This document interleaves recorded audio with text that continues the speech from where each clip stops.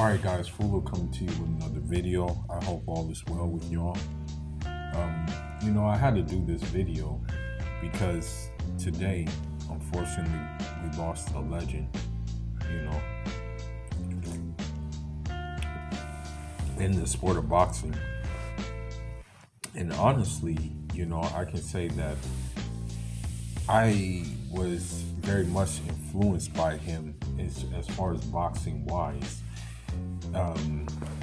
The thing is that there are certain fighters that to the casual fan who just watches boxing, who just doesn't see the genius of these fighters and what they in certain things that they do. These fighters are looked at as like, they're nothing special, they're not a big deal, they're they're boring, or they're not really exciting fighters. They're not really, you know what I mean?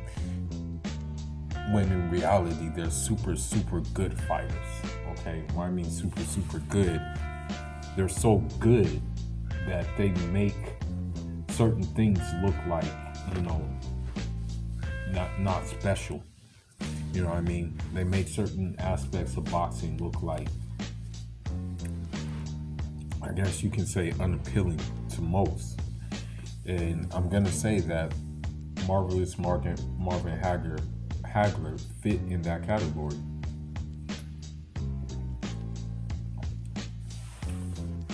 The thing is about Marvin Hagler is that to the average fan, or to the guy looking in who didn't really pay attention to boxing like that, he was seek and destroy and, just like basic one-dimensional fighter. But that wasn't the case at all with him. As a matter of fact, Marvin Hagler is one of the best technical boxers you can ever watch. There's a guy who can switch hit. There's a guy who would slip punches and could mix it up with the best of them, be in the pocket, and not really take a lot of damage. I mean, you really didn't see Marvin Hagler take a lot of damage in his fights, but he gave a lot of damage. That's the whole thing about him. Now, he is to me, definitely one of the best all-around fighters that you can ask for. He had power, for one. He wasn't really slow, but I will say there were faster fighters than him. I mean, Sugar Ray Leonard being one of them, but he still wasn't slow, and also he fought everybody. That's the thing about him. He fought and had that hunger to really go out there and be the best, and although he stayed at one division, middleweight, he conquered and fought everybody possible in middleweight. Unlike a lot of these guys today who will, for example, let's just say fight maybe one tough touch at middleweight, then decide, okay, it's time to vacate. Or maybe fight two guys and then decide, okay, it's time to vacate. No, he fought everybody available at middleweight, He fought the likes of Tommy Hearns. He fought the likes of Roberto Duran. He fought the likes, of course, of Sugar Ray Leonard. There were other fighters who gave him tough outings too. The fight with Mugabe was a very tough fight for him, but he ended up finishing that in, dynamic fashion. You had him fight another Syrian fighter, Mustafa Hamshel. He finished that fight in dynamic fashion as well. And the thing is about Marvin Hagler, this is kind of why I kind of liked and gravitated towards Marvin Hagler out of those middleweights. out of those middleweight, in that middleweight period where you had the likes of Sugar Ray Leonard, when you had the likes of Roberto Duran, when you had the likes of Tommy Hearns, when you had the likes of Wilfred Benitez, I would say that out of those, Marvin Hagler and Benitez and Duran were my favorites out of that bunch. One of the reasons Duran was my favorite is because, again, many people thought he was just a come forward guy, but he was really, honestly, one of the most skillful boxers that I've ever seen in my life. Wilfred Benitez, obviously, because of his defensive acumens, that dude was slippery as shit. You know what I mean? That's what I liked about him. Marvin Hagler, same kind of reason why I liked him is because of the simple fact that many people just thought he was just one of those come forward guys. But if you really watched him, you would realize that, man, this guy is very skillful. Also, another thing about Marvin Hagler that, was kind of appealed to me was that,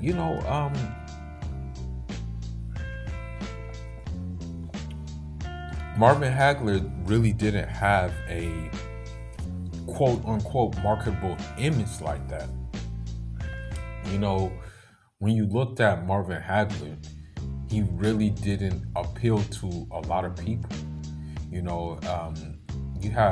You had many people who, he was just too good. That was the thing. He was just that good. And so he really didn't have a marketable image, so to say. If anything, he was kind of like an outsider. He was kind of like just on his own wave. You know what I mean? He had his just own way of just being and viewing things. You know what I mean? And so that's kind of one thing that appealed to me about Marvin Hagler. In that regards, he was just unique, and I can say that I like that about him. Of course, no video I make will give Marvin Hagler justice, One thing I can say about Marvin Hagler as well that I kind of gravitate towards was the fact that, unknown to me until recently, I learned that, Marvin Hagler being from Brockton, and if you know anything about Brockton, you'll understand that in Brockton, you have a big population of Cape Verdeans, As a matter of fact, I would say Brockton is the numero uno place. And Brockton and Rhode Island are the two, hubs of Cape Verdean, the Cape Verdean diaspora in the West. So, unknowing to me until recently, Marvin Hagler, he's Cape Verdean. I didn't know that. Now, I don't know if his mother or his father or both parents are, but yes, it was revealed to me that he is of Cape Verdean descent. So, that's even a more that's even a bigger reason why to like him is because he wears that badge, because I'm going to tell you something, it's an unpopular opinion, but Cape Verde, in all honesty, is really kind of like just an extension of Senegal, Gambia region, just honestly, just truthfully speaking, I know that we see that, Cape Verdeans come in different shades, different forms and stuff like that in terms of like looks and what have you. But I mean, when you really get down to the gist of it, like a Cape Verdean in essence is black. It's gonna be black, and like I'm talking about like dark skinned black. It's especially the ones back in Cape Verde. You know what I mean? And so, this is just good to see. It's good. This is why I like. Okay, I'm gonna tell you.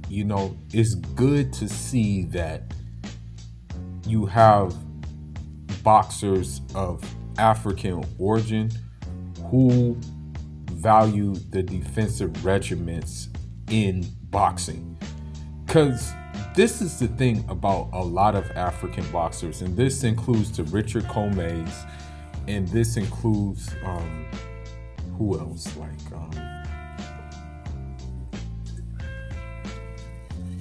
that guy Dogbo, Isaac Dogbo. This includes them. Okay. Many African boxers are come forward type guys. And the reason why they're come forward type guys is because they're strong. They're very, very strong. But, me, from the school I come from of boxing, it's not really cool to eat shots. You know what I mean? You don't want to allow your face to look like hamburger meat. You know what I mean? Like in the school of boxing that I come from. So when you see other Africans, like the likes of, for example, Demetrius Andrade, being of Cape Verdean descent, and you see a Marvin Hagler who value the defensive regiments of boxing, this thing, it is good to see. It's very good to see. This is something that we like, or this is something that I at least like. You know what I mean? Because yeah, man, if you're just like just going forward, just like taking punches, taking damages, it's not really a good look. You know what I mean? He was 66 years old when he transitioned, so I mean his legacy will live on. There's something I also want to address in this before I stop this video. The media tried to, compare Triple G to Marvin Hagler, and this is very much doing Marvin Hagler a disservice, because of the simple fact that Triple G, he I mean, no disrespect, but I mean he tries to tiptoe around fighting dudes who were gonna give him that work. You know what I mean? So with that being said, it's like it's not really cool for people to like compare Triple G to Marvin Hagler based on the simple fact that Triple G's most impressive win is probably Daniel Jacobs. That was his most impressive win, and many people thought that that fight was not won by Triple G. You had a lot of people thinking that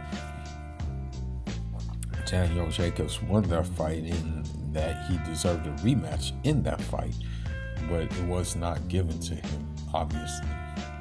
So when people do compare Triple G to like a Marvin Hagler, I don't know where they're getting it from. Marvin Hagler was undisputed. Name me a time that Triple G was undisputed. Even right now, there is no reason at all. I will repeat, there is no reason at all why he shouldn't be fighting and unifying the belts with Demetrius Andrade. They're on the same network. He has the IBF strap. Demetrius Andrade has the WBO strap. I don't see why. Both have not been active as of late, so I really don't see why this fight shouldn't be happening. I don't get it. If that was Marvin Hagler, that fight would have happened. That's just my point. If one of the top dogs had a belt and he had a belt, of course they're going to bring it together because he would have wanted them to come together. But for some reason, I'm just being real, this fight is not happening, and these fights don't really happen. So to compare him to Triple G, or to compare him to Marvin Hagler, is not a good look. Marvin Hagler was in the league of his own, truthfully speaking. And so with that being said, salute to the champ. He has transitioned, but his legend will never die.